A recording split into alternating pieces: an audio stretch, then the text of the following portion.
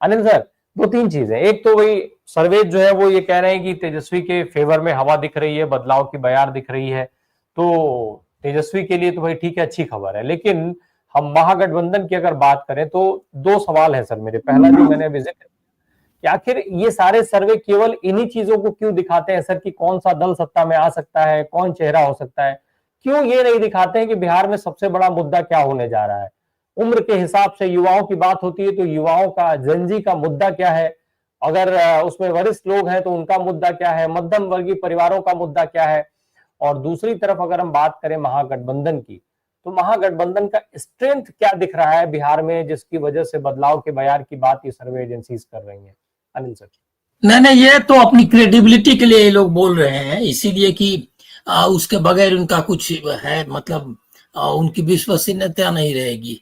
और इसका इसके पीछे कोई आप सर्वे का कोई रिजल्ट वगैरह दुरुस्त है या उन्होंने कोई ठीक से सर्वे किया हो, इसमें मुझको डाउट है। आपने देखा है 300 क्या 400 पार वाला जो नारा था, तो आईटी मतलब बीजेपी ने नारा दिया और उसके बाद गोदी मीडिया से लेकर के जितने सर्वे एजेंसीज हैं सबने उसमें कोई 396, कोई तो 400 पार भी ले गया, और बाकी सब जो है उनके पक्ष में चल रहा था। तो ये सब ओपिनियन बिल्डिंग का प्रोसेस है, और इनका काम जो है ये इसमें वही है क्या कि वो जो है, एक मिनट, हाँ, तो ये जो इसमें कोई आप तथ्य है या सच्चाई है ऐसा मुझको लगता नहीं है।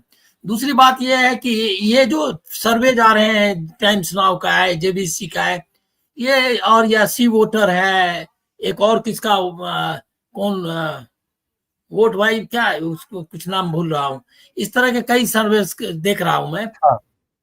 ये सब तो डिस्क्रेडिटेड ऑर्गेनाइजेशन है। ये क्या कहते हैं, टाइम्स नाउ या सी वोटर का भी कोई क्रेडिबिलिटी थोड़ा ही है।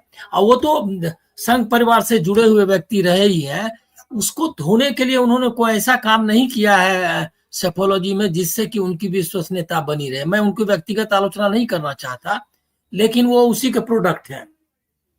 तो इसीलिए, और ये कहना पड़ेगा क्योंकि अब ऐसा वक्त आ गया है जब इसमें जिसमें साफ बातें की जाए।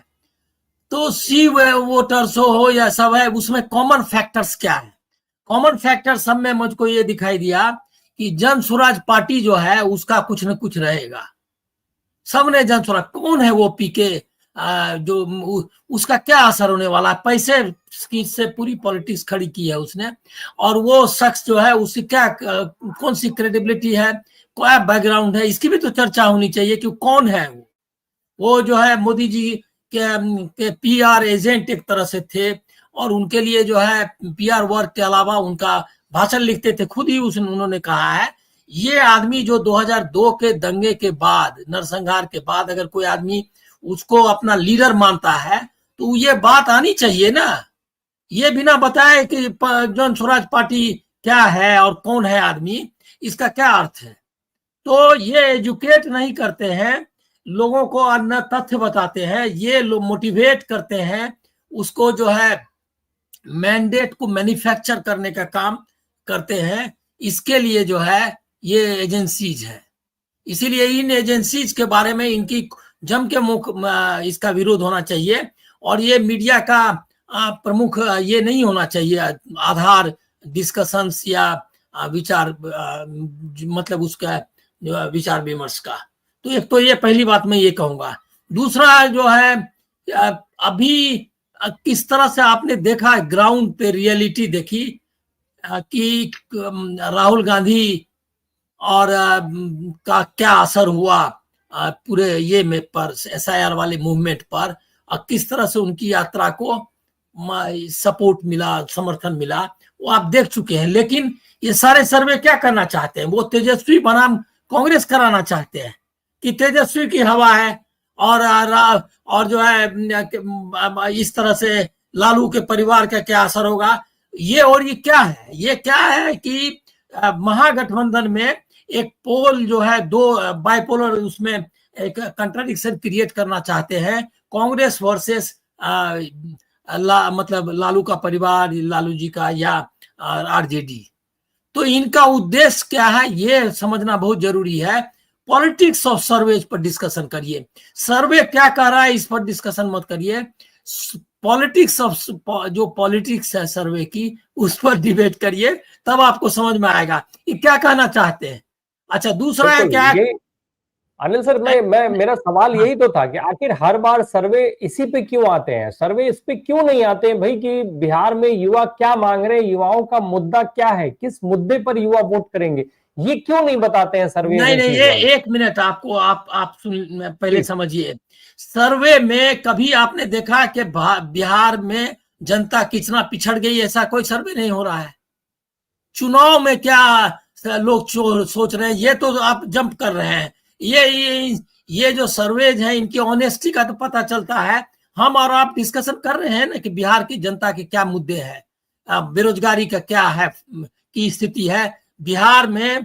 मतलब आप कोई भी घर में फोन लगा करके देख लीजिए, किसी भी मतलब मैं कह रहा हूं किसी भी जाति, किसी भी वर्ग, किसी भी वर्ग में एलीट क्लास की बात मैं कर रहा हूं, जाति में मैं सवर्णों की बात कर रहा हूं।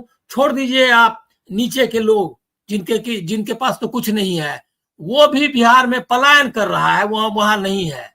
ये इस पर पलायन जो है, पलायन कैसे और क्यों हो रहा है, इस पर कोई सर्वे आपने देखा? अभी 11 साल में ये जो एजेंसीज है, ये एजेंसीज का काम क्या खाली यही है ये सर्वे करना कि लालू को आप वोट देंगे, कि तेजस्वी को आप लीडर मानते हैं, कि आपका मुख्यमंत्री कौन होगा? यही सवाल क्यों है? इसीलिए कि इनको पैसे मिलते हैं। कौन है इस सर्वे, कहां से पैसा आ रहा है पैसा? ये भी तो बात वो भी जाहिर करे कि इनको जो पैसा मिला है, ये जो कौन एजेंसी कहां से पैसा मिला, कितना पैसा खर्च किया, इनका ऑडिट होना चाहिए कि भाई ये पैसे कहां से लाते हैं, ये पैसे कहां जाते हैं। उसका पहले तो पीके का ऑडिट होना चाहिए। वो पैसे रोज बता रहे हैं लोग कि किस तरह से वो लक डक चुनाव प्रचार कर रहे हैं, तो वो कहां से पैसा ला रहे हैं। और एजेंसी सब में पीके में ही नजर क्यों आने लगा ये सर्वे एजेंसीज को? और ऐसा ही हुआ था, एक वो कौन सी लड़की थी जिनका नाम मैं भूल गया, प्रियंका क्या नाम बताएंगे शकीब? एक बार जो पुष्पम प्रिया चौधरी, पुष्पम प्रिया चौधरी, हाँ, वो आ गई थी पिछले चुनाव में। कोई टाइम्स ऑफ इंडिया, मैं कम से कम दर्जनों लोगों को वहां जानता हूं जो उनसे ज्यादा लोगों का समर्थन रखते हैं, लोगों के लिए काम किया है। उसका कोई एक लाइन आपको नहीं मिलेगा किसी चैनल में या किसी ये में ऐसे सामाजिक कार्यकर्ता या राजनीतिक कार्यकर्ता का। मैं एक पुष्पम प्रिया चौधरी, वो उसका क्या होगा, वो 2 वोट पाएगी कि 10 वोट पाएगी, तो इतना परसेंट तो उतना परसेंट, जीरो। वैसा ही मैं दावे के साथ कह रहा हूं, मतलब मुझको ये दावा करना नहीं चाहिए एज ए जर्नलिस्ट, लेकिन मैं बोल रहा हूं कि फिसड्डी साबित होने वाले हैं पीके, कुछ नहीं उनका होने वाला है।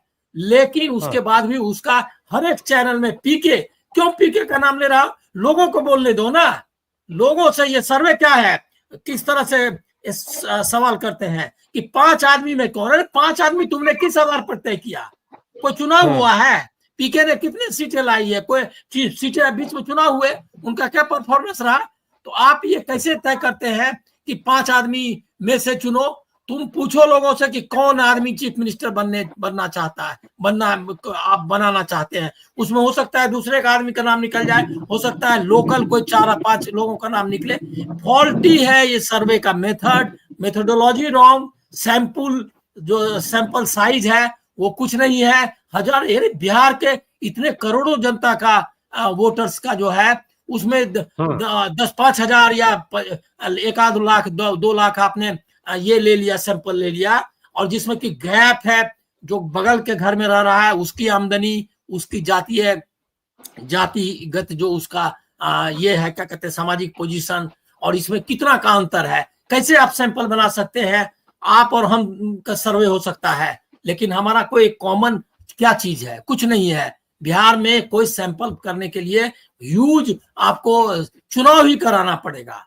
एक गांव से लेकर दूसरे गांव में फर्क है, एक गांव से तीसरे गांव। ये तो इसलिए मैं इसको एकदम रिजेक्ट करता हूं। लेकिन एक लास्ट पॉइंट कहूंगा कि बयार वाली बात जो है उसमें दम है। निश्चित तौर पर महागठबंधन का बयार है, जिसमें तेजस्वी, राहुल, दीपंकर कई हिस्सों में सीपीआईएमएल की ताकत है, उसकी कोई चर्चा ही नहीं है।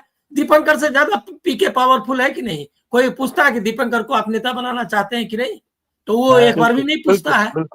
वो ये उसके बारे में ओवैसी कौन बिहार में क्या होने वाला है, लेकिन ओवैसी का जरूर है। इसीलिए कि वो फायदे में है बीजेपी और एनडीए के लिए ओवैसी की उपस्थिति, इसलिए ओवैसी की बात करेंगे। मैं उसको सिरे से रिजेक्ट करता हूं, लेकिन बयार है, इसमें कोई डाउट नहीं।